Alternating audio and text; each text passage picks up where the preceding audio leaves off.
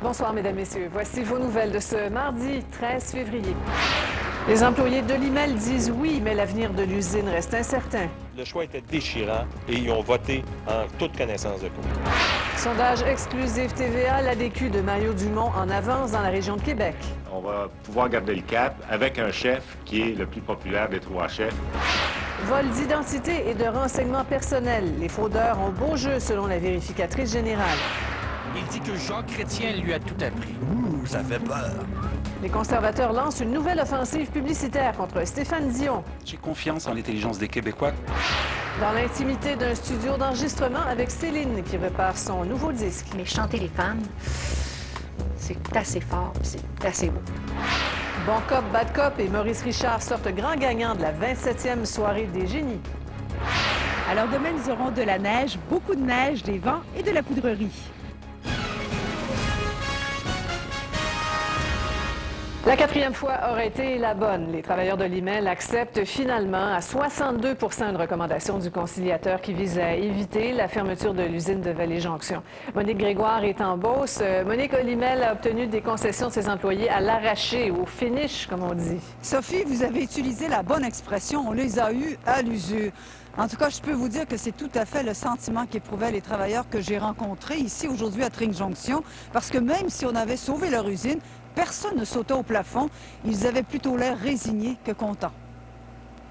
531 pour, 322 contre, ce qui donne un vote positif de 62,2 ouais. C'est moins pire qu'avoir 50-50. Hein? Ça fait 40 ans que je suis là, puis je vais finir mes jours là. L'usine est sauvée, mais à voir les travailleurs, on ne dirait pas. Pourquoi que ça passait? Pour donner une chance aux aînés.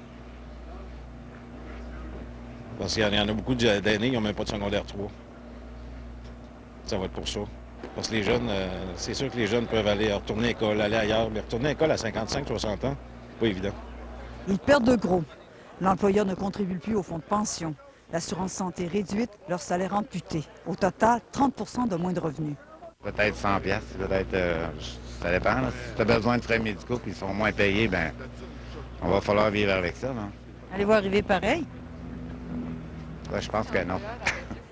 Dans 7 ans, à la fin de la convention, il gagnera encore moins que maintenant. Mais Le choix des vacances par ancienneté, le maintien de la convention existante jusqu'au 30 septembre 2007, c'est le point le plus important qui fait que les travailleurs disent au moins ils vont respecter la convention qu'on a en place et négocier. A-t-on obtenu que l'usine ne fermera pas après toutes ces concessions? On n'a aucune garantie pour le futur des emplois. Est-ce que c'est un chèque en blanc? Écoutez, lorsqu'on est placé dans les situations qu'on est, hein, les gens ont des choix déchirants et ils ont voté en toute connaissance de cause. Donc, on espère que l'IMEL va livrer la marchandise.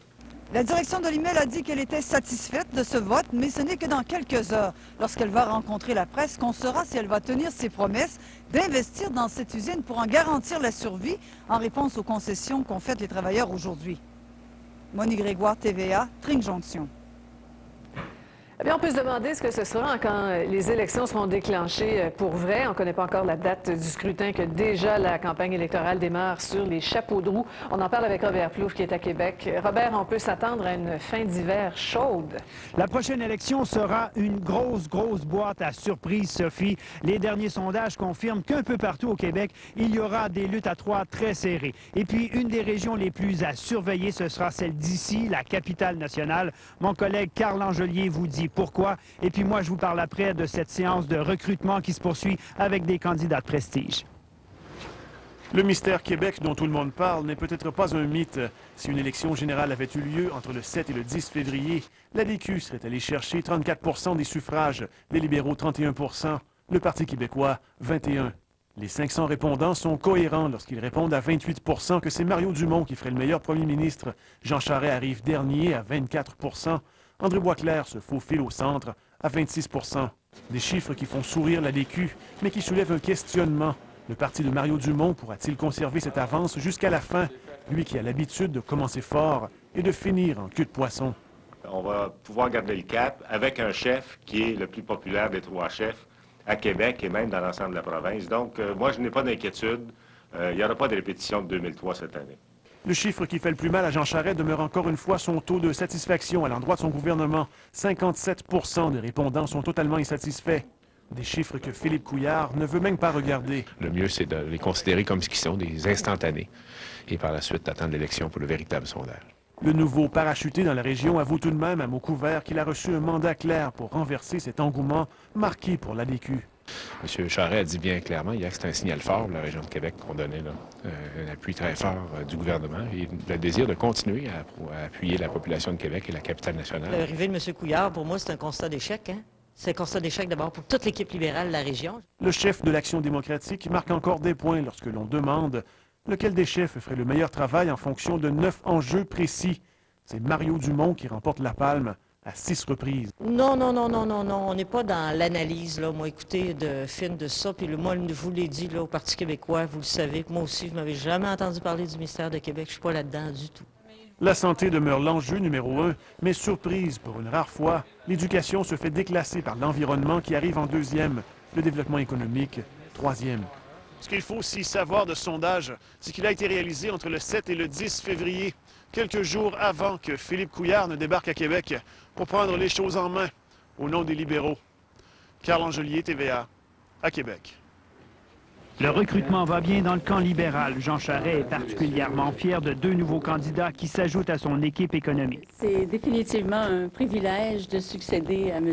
Audet. Elle, Nicole Ménard, voudrait sûrement aussi le poste de Michel Audet. Ce dernier quitte le ministère des Finances et la politique après mûre réflexion. Il présentera probablement son dernier budget la semaine prochaine. Madame Ménard était une vice-présidente de la Banque de Montréal. Diable, on a une équipe solide. L'autre membre de l'équipe n'est pas non plus un dernier venu. Pierre Arcan, candidat libéral dans Mont-Royal, a démissionné en matinée de la présidence du groupe Chorus Québec. Il a fait sa fortune dans les transactions du milieu de la radio. Même si l'économie québécoise va beaucoup mieux depuis 4 ans, il y a encore un rattrapage économique important à faire. Voilà pour l'économie. Pour le côté plus social-démocrate, les libéraux veulent présenter Marguerite Blais, la présidente de la Commission de la famille et de l'enfance dans Saint-Henri-Sainte-Anne.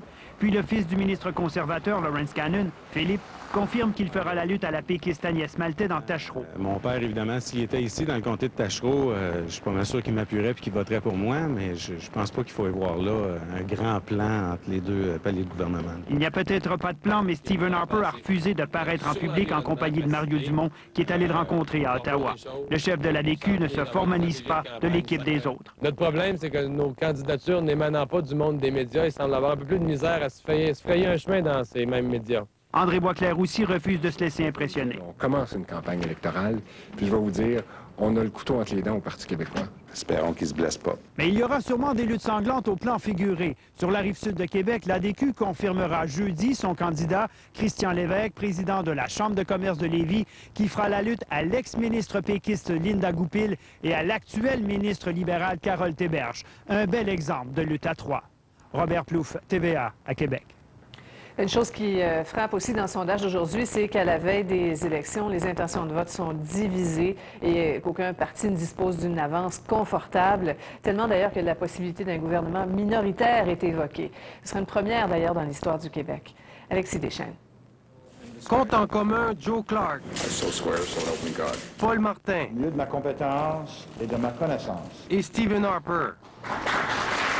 Ces 3 premiers ministres du Canada ont tous dirigé un gouvernement minoritaire, des gouvernements fragiles qui durent moins longtemps et qui demandent à leur chef d'exercer l'art du compromis s'il veut survivre. Depuis 1867, le Québec, contrairement au fédéral, le Québec n'a jamais connu de gouvernement minoritaire. Or, comme avant la dernière élection en 2003, les sondages laissent croire à certains observateurs que cette fois-ci, le Québec pourrait connaître l'expérience. Toutes les options sont ouvertes.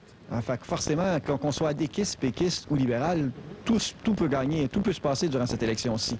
Donc, les options sont ouvertes, même un gouvernement minoritaire. Et ça, tout va dépendre de la force de l'ADQ. Voyons la mécanique. Il y a 125 députés à l'Assemblée nationale. Pour former le gouvernement, un parti a besoin de la majorité des voix, soit 63 élus. Si aucun parti ne réussit à atteindre le chiffre magique de 63 députés, le gouvernement est minoritaire. Le parti qui a le plus grand nombre de députés gouverne, mais si les 2 partis d'opposition joignent leurs forces, ils peuvent le battre et forcer le déclenchement d'élections. Pour survivre débute alors un jeu d'alliances et de compromis. Un gouvernement minoritaire est toujours à la merci des deux autres partis. Comment expliquer que les Québécois pourraient élire ce qu'ils n'ont jamais élu, un gouvernement minoritaire? Selon le professeur Pelletier, il y a deux causes. La première, c'est que ni Jean Charest ni André Boisclair n'a le charisme nécessaire pour rassembler suffisamment d'électeurs. La deuxième, c'est qu'il y a une nouvelle fracture entre Montréal et les régions qui veulent davantage exprimer leurs différences. Alexis Deschênes, TVA, Québec. Plus tard dans le bulletin, y a-t-il 2 ou même 3 solitudes au Québec? Jean Lapierre et Denise Bombardier nous disent pourquoi les électeurs des différentes régions ne se ressemblent pas. Eh bien là, on va vous parler de météo. Colette, on va la recevoir en pleine face, là. Ça s'en vient. Oui, ça s'en vient. Écoutez, c'est une bonne tempête. Et là, enfin, ce n'est pas gênant de parler de tempête, puisque les accumulations, on vous le disait hier, et ça se confirme. Je viens tout juste de parler à un spécialiste d'Environnement Canada, et je vais le rappeler dans quelques minutes là, pour être vraiment certaine qu'il n'y a pas de changement. Alors, on prévoit des accumulations au moins de 15 et ça va aller jusqu'à 40 cm de neige à certains endroits. Mais ce système, Sophie, vous allez le voir, là, a quand même pris naissance sur le Midwest américain, s'est déplacé et regardez les précipitations soutenues, là, tout ce qui est orangé et ça se déplace assez vite. Vous voyez la petite flèche, là, c'est ça qui s'amène vers nous. Donc, plus tôt, tard cet après-midi, la neige a commencé, vous allez le voir sur les images, et ça tombait. Il y avait beaucoup de vent, conditions routières extrêmement difficiles.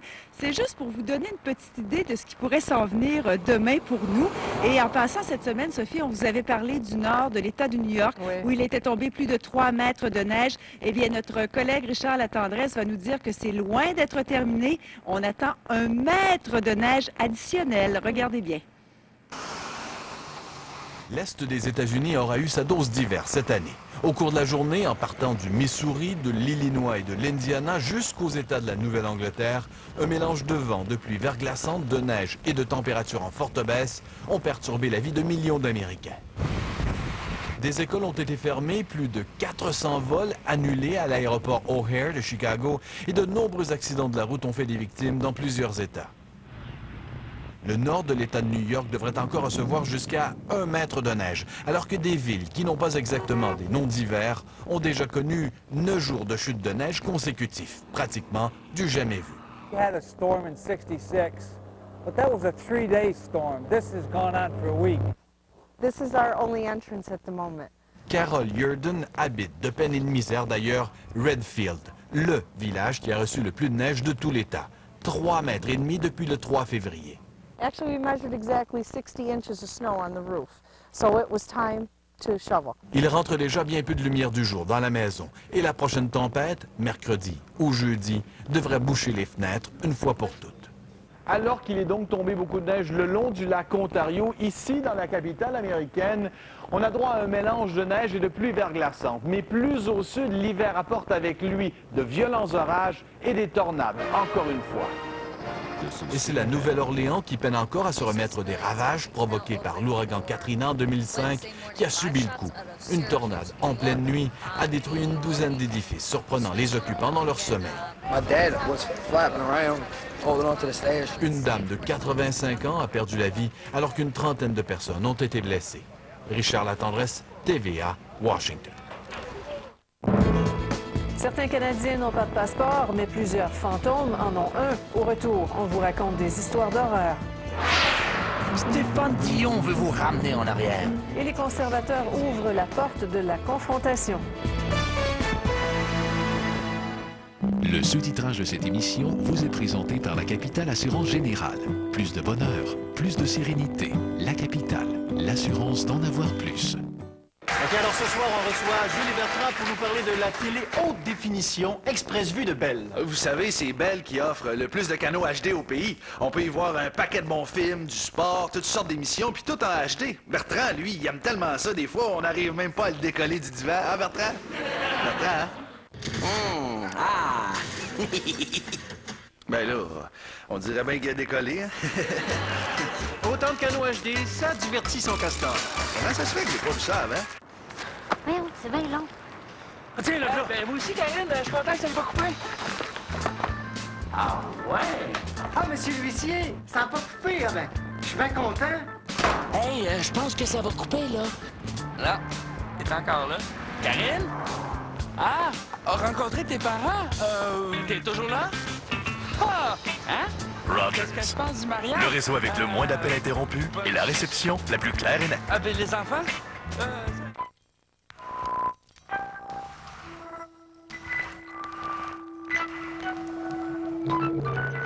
Si intelligente qu'elle sait exactement quand passer de la puissance de la propulsion au contrôle de la traction intégrale. Si instinctive que l'ingénierie devient chimie. La toute nouvelle G de 306 chevaux d'Infinity. Je suis venu défier le banquier. C'est énormément d'argent.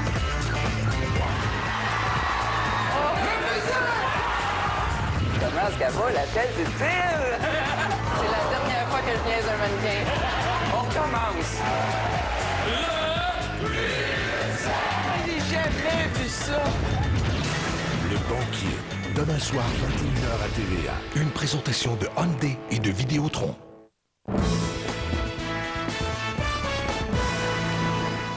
La vérificatrice générale du Canada s'inquiète de la protection des renseignements personnels. Sheila Fraser, qui dévoilait son rapport aujourd'hui, note des problèmes de gestion au bureau des passeports et au niveau des numéros d'assurance sociale. Raymond Filion. À l'heure où les cas de vol d'identité se multiplient, la vérificatrice générale du Canada s'inquiète de la gestion des numéros d'assurance sociale. Le système est utilisé pour verser une fortune en prestations de toutes sortes. Il y en a pour 70 milliards cette année.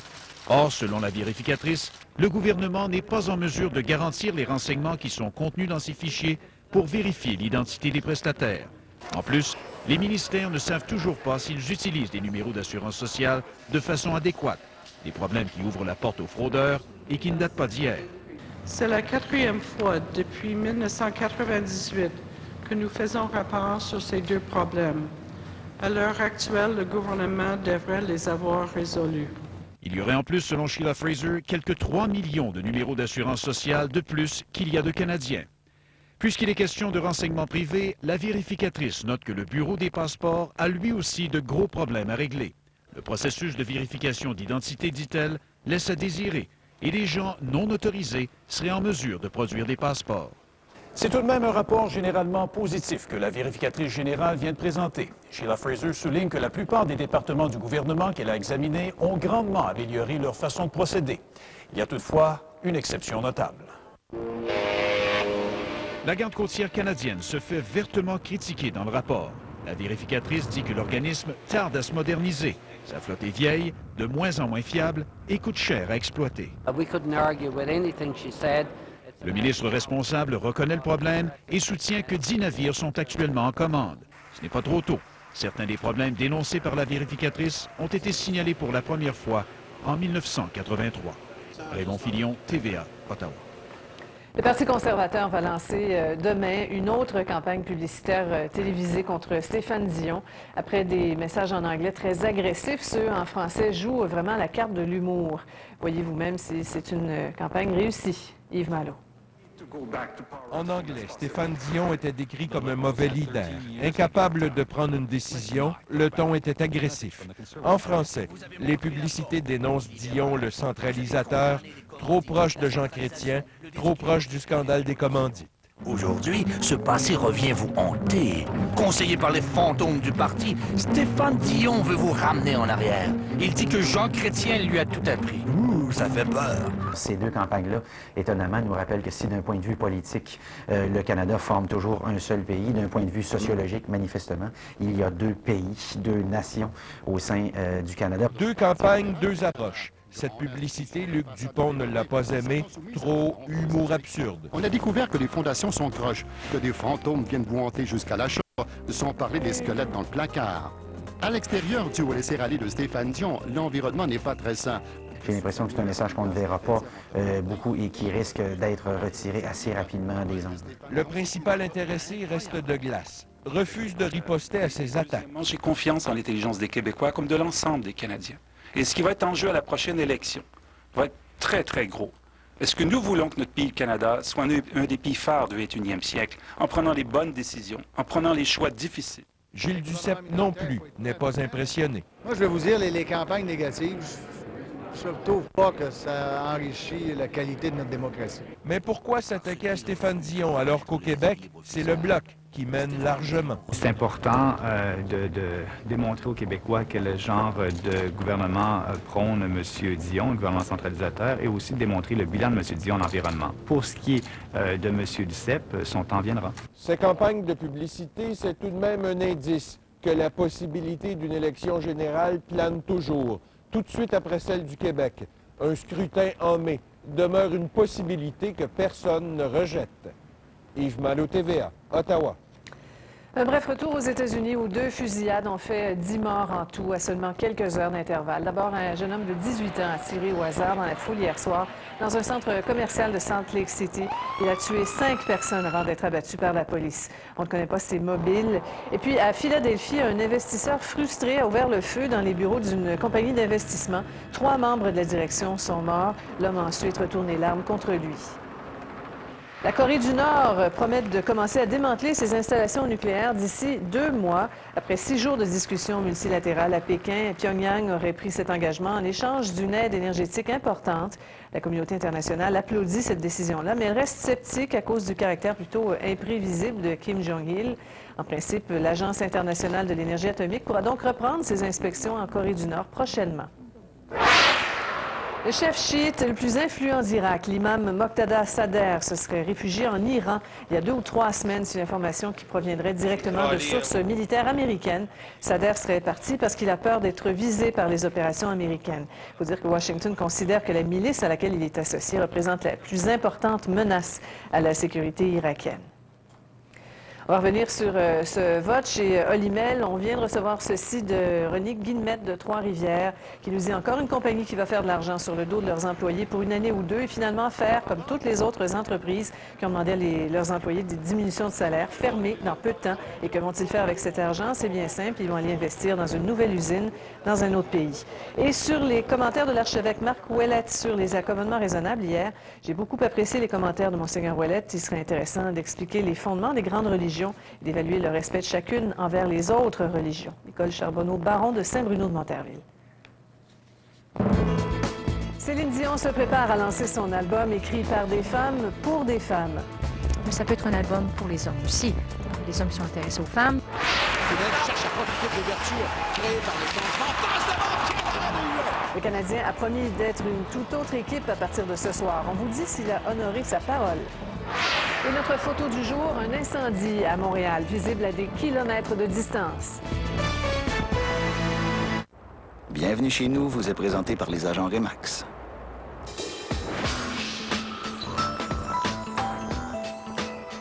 Jean-François, un enseignant amoureux du voyage, a eu un éclair de génie. Il propose à sa conjointe de faire de la maison paternelle un chez-soi tout neuf. Le pétillement dans ses yeux me fait voir que oui, c'est un projet qui l'intéresse énormément. Alors, on a acheté la maison. Jean-François se découvre une nouvelle passion, la rénovation. J'achète un outil par semaine. Je prends des revues et dans ces revues-là, j'essaie de reproduire ce que je vois dans la revue. Jean-François se concentre surtout sur le bois. Chaque moulure de la maison a sa propre histoire. On cherchait à créer quelque chose d'unique, de pas trop dispendieux. Et en haut ici, on a l'idée avec un manche à balai de le tout-piller et de lui donner la forme que je voulais pour faire quelque chose qu'on ne trouve pas en magasin. Quelque chose d'unique à nous.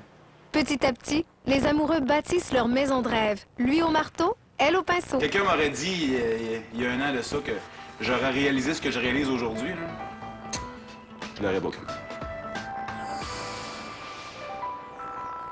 Pour une transaction en toute confiance, contactez un agent Remax. Il possède les meilleurs outils, dont le site immobilier le plus visité au Québec. Remax, 1000 maisons, un chez soi.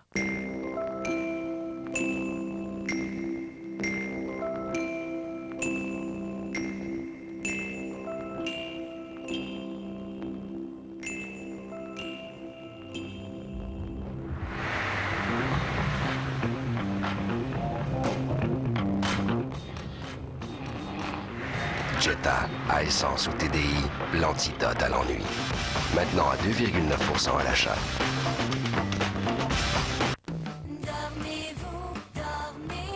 Chez Dormez-vous, nous avons une très vaste sélection, ce qui donne l'avantage aux clients d'avoir un très vaste choix au niveau des conforts. Être un expert en sommeil, je dirais, c'est de bien guider le consommateur, de l'écouter, d'écouter ses besoins, pour mieux le guider vers un achat qui dorme bien. Rien de plus valorisant qu'un consommateur qui vous rappelle pour vous dire qu'il a bien dormi.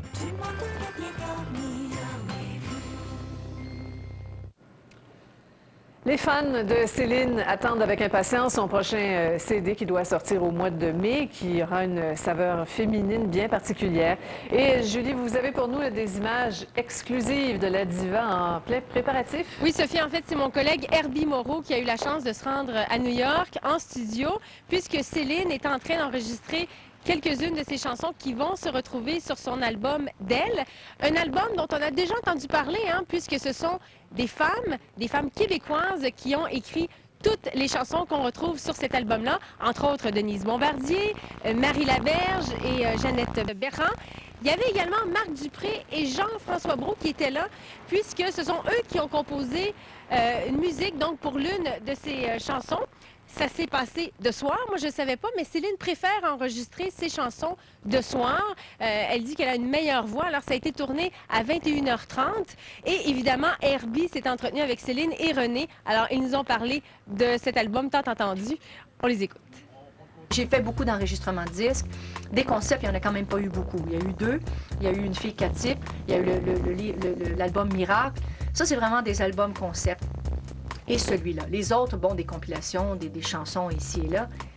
Donc, j'en ai pas fait beaucoup, mais c'est excitant, ça, parce qu'on sait où on va, on sait où on s'en va, mais chanter les femmes, c'est assez fort, c'est assez beau. Dès que je suis rentré tout à l'heure, tu nous disais, c'est bon en maudit. J'ai pas dit en maudit, là, j'ai dit pire que ça, mais... mais c'est vraiment bon, l'album... Alors, l'album d'elle qui sortira le 22 mai prochain. Et si vous voulez voir l'intégrale du reportage d'Herbie, eh bien, jeudi, Star System, 19h30.